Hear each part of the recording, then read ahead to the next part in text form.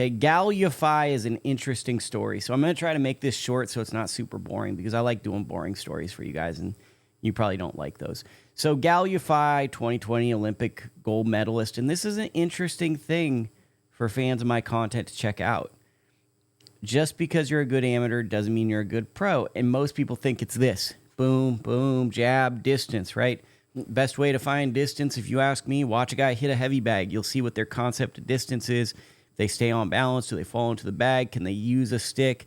Can they extend punches? Heavy bag is the best tool to see that, and it's probably one of the most ineffective tools if someone doesn't know how to use distance because they can work on all the wrong things and it doesn't punch back.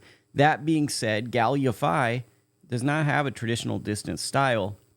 And to me, when I watched him in the amateurs, I loved him. Came forward, aggressive, he'd take some shots, throw some punches, and look to get stoppage. Very exciting style, very exciting Olympic style.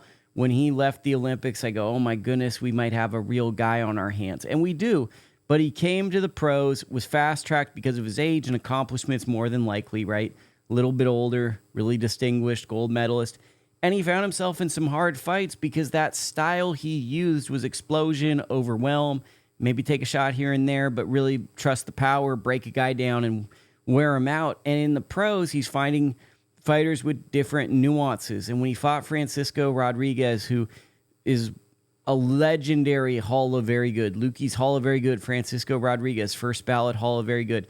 When he fought Roman Chocolatito Gonzalez, that was one of the wins that us boxing dorks were like, dude, that's a really good win. That's an exceptional win. That's a guy that gives everybody issues. Even recently, he back in the day, he fought Donnie Nietes, really, really good fighter, pound-for-pound level fighter. Gave him a tough fight. He fought Kazuto Ioka, gave him a hard fight. He made a whole career out of winning losing big fights, but staying competitive and giving guys professional challenges, really hard fights at the highest level. He just never could quite separate for whatever reason. In this fight, Yafai, to me, is a tremendous fighter, but he hasn't grown. He hasn't really broken from that style. He's just it feels like he has more conditioning, and he's maybe a little bit stronger, and he's trying to go all in on his exceptional traits, but he's not quite added the nuance of fighting in spurts or picking his shots at points.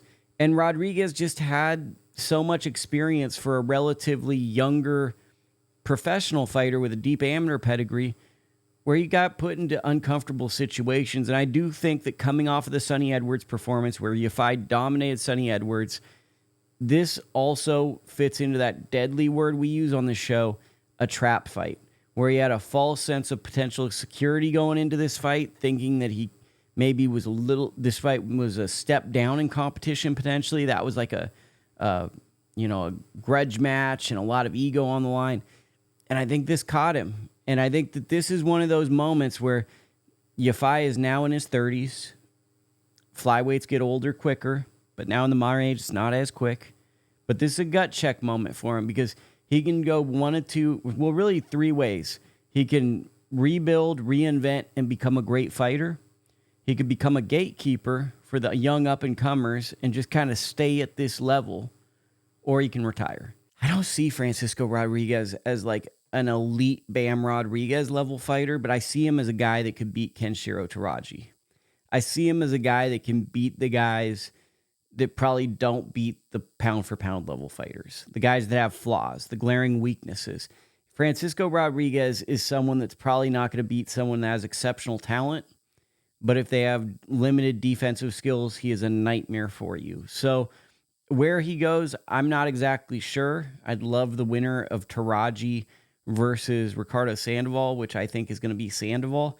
That would be an interesting fight. So something in that world would be good for Yafai. I mean, this is going to be a wake-up call that he has to add some dimensions to his game, or else this is what he's going to be, as someone that had a very effective amateur style of putting a lot of pressure on and not incorporating other elements to his style because he can't just rely on burst and ambush and overwhelming.